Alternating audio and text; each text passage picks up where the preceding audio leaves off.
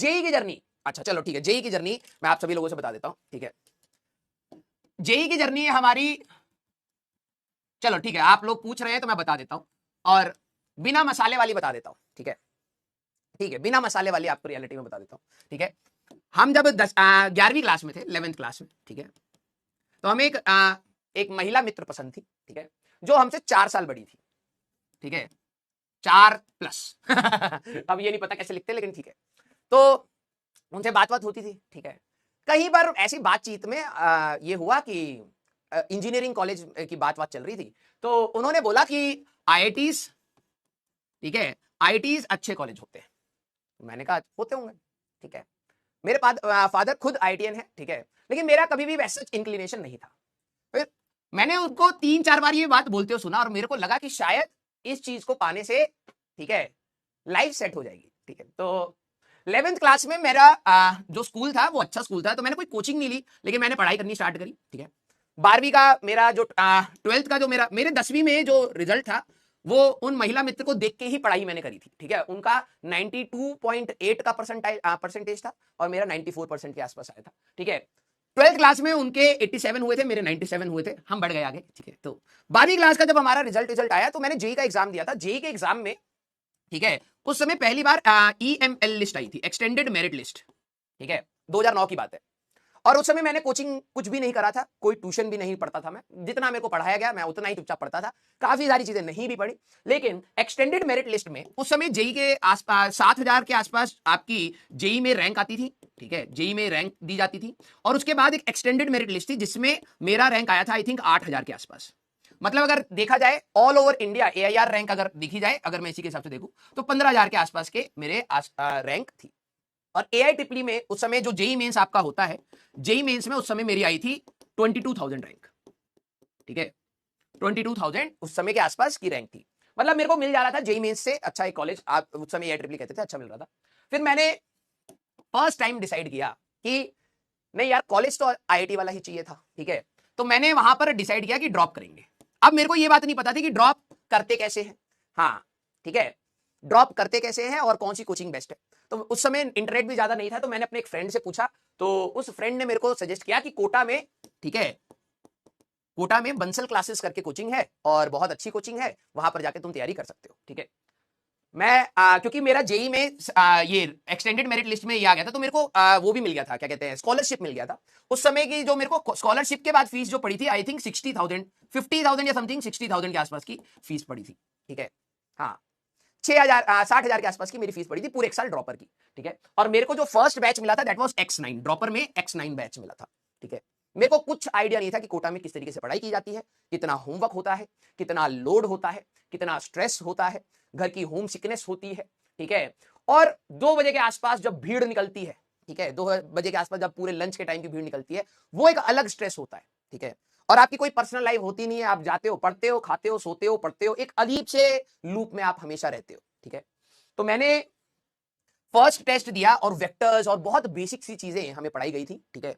उसमें vectors, units and dimension, ये सब सारी चीजें वहां नहीं पढ़ाई जाती। बेसिक मैथ्स में भी सिर्फ वेक्टर्स पढ़ाया जाता है, ग्राफ जो आप लोग सोचते हो कि इतना पढ़ाया जाता है, कुछ नहीं पढ़ाया जाता वहां पर, ठीक है। सीधे ड्रॉपर्स में वो सीधे स्टार्ट होता है, वेक्टर्स पढ़ाते हैं और सीधे काइनेमेटिक्स, सीधे, ठीक है। तो पढ़ाई स्टार्ट करी। मैंने फर्स्ट दिन से सोच रखा था कि नहीं, एक अच्छा सिलेक्शन लेके जाना है यहाँ से, तो मैं केमिस्ट्री पे बहुत ज्यादा एनर्जी लगाता था, फिजिक्स पे भी लगाता था, मैथ्स स्टार्टिंग का जोश था, लेकिन धीरे धीरे खत्म होता चला गया। अब जर्नी के बारे में मैं आपको बताता हूं। पहला जब टेस्ट आया तो मेरे को X9, मेरी रैंक ज्यादा अच्छी नहीं थी, तो मेरे को वापस X9 बैच ही मिला। बहुत डिमोटिवेटिंग था, सेम बैच में रहने में भी बहुत डिमोटिवेशन लग रहा था, ठीक है। लेकिन मैंने अपनी पढ़ाई नहीं रोकी, मेरे को जितना समझ आता था, जितनी मेरी कैपेसिटी होती थी, मैं घर पे भी ज्यादा नहीं बताता था अपने स्ट्रेस के बारे में, लेकिन जितना मेरे से हो पाता था मैं उतना पढ़ लेता था, ठीक है।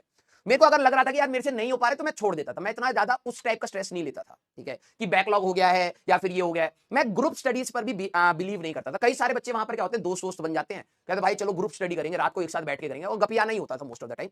लेकिन मैं ग्रुप स्टडी पर भी बिलीव नहीं करता था। मेरे को लगता था कि यार मैं अपना आराम से बैठूंगा, शांति से बैठूंगा, पढ़ाई करूंगा, कोई दिक्कत नहीं है।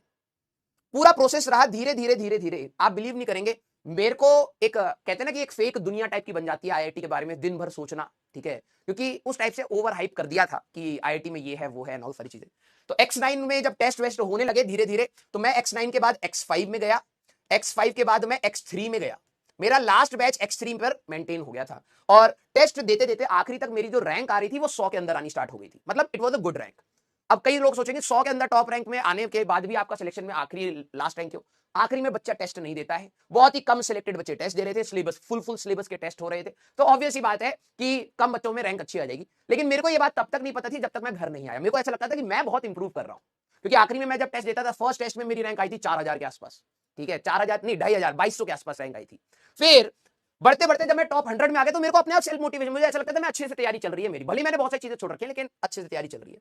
जेई का जब मैंने वहां पर कोटा में, आप सभी लोगों को शायद नहीं पता होगा कि इतना आसान नहीं है। ठीक है, अपार्ट फ्रॉम स्टडीज बहुत सारी चीजों के अलावा भी आपको चीजों को फेस करना पड़ता है। कोटा में 2-3 बार मेरी लड़ाइयां भी हुई। ठीक है, थोड़ा सा हरियाणा का खून गर्म खून रहता था तो ऐसा लगता था कौन है। ठीक है, 2 बार पुलिस केस भी हुए, घर वाले भी आए, बहुत सारी चीजें अपार्ट फ्रॉम दैट हुई। लेकिन अच्छी बात यह थी कि मैं अपनी पढ़ाई को कभी डिस्टर्ब नहीं होने देता था। अगर मैं लड़ाई भी कर लेता तो मैं घर जाके वापस अपने रूटीन को जरूर फॉलो करता था, मैं पढ़ाई करता था। ठीक है, आखिरी तक आते आते फरवरी में हमारे पास वहां पर सिलेबस खत्म हुआ, मार्च में हम लोग घर आ गए थे। और मार्च में जब मैंने जेई एडवांस का दोबारा पेपर दिया था तो मेरे 230 या 232 मार्क्स के आसपास, नहीं कुछ इसी की रेंज में ही मेरे मार्क्स आए थे और मेरे को अच्छा लग रहा था कि मेरी शायद अच्छी रैंक आ जाएगी। ठीक है, 1000 के आसपास के रैंक में एक्सपेक्ट कर रहा था, आई 5000 के आसपास थी। ठीक है, लकीली एक कॉलेज मिल गया। कॉलेज में मैंने इतना ज्यादा नहीं सोचा कि मेरे को क्या करना है, क्या बनना है। ठीक है, मैं बस कॉलेज चला गया उस महिला मित्र के चक्कर में। ठीक है, धनबाद पहुंच गए टैग के चक्कर में, फिर वो महिला मित्र चली गई लाइफ से और फिर हम फंस गए वहां धनबाद में। ठीक है, 2 साल बहुत डिमोटिवेटेड रह के ऐसा लग रहा था कि हमें करना ही नहीं था, ये तो बस ऐसी ही देखा देखी आ गए। ठीक है, कि हाइप बना रखा था कॉलेज में, ये वो फलाना ठिकाना, किसी तरीके से चीजें संभाल के कॉलेज से बाहर निकले हैं। ठीक है, बहुत गलत संगति भी थी, बहुत सारी चीजें खराब भी थी, लेकिन कॉलेज से पार होने के बाद धीरे धीरे चीजें समझ आनी स्टार्ट हुई कि लाइफ जीने के लिए अब आपके पास ऑप्शन नहीं है, आपको काटना ही है, आपको मेहनत करनी ही है, आपको आगे बढ़ना ही है। और उसके बाद की तो जर्नी में आपको कई बार बताया है। ठीक है, जो कोटा वाली जो जर्नी है ना बेटा, दैट वाज वेरी पेनफुल। खाने का बिल्कुल मन नहीं करता था वहां पर। ठीक है, घर की बहुत ज्यादा याद आती थी। फेस्टिवल्स में भी अपने आप को सेक्रीफाइस करना बहुत पेनफुल लगता था। ऐसा लगता था यार कि कहाँ ही फंस गए हैं, क्यों ही पढ़ रहे हैं।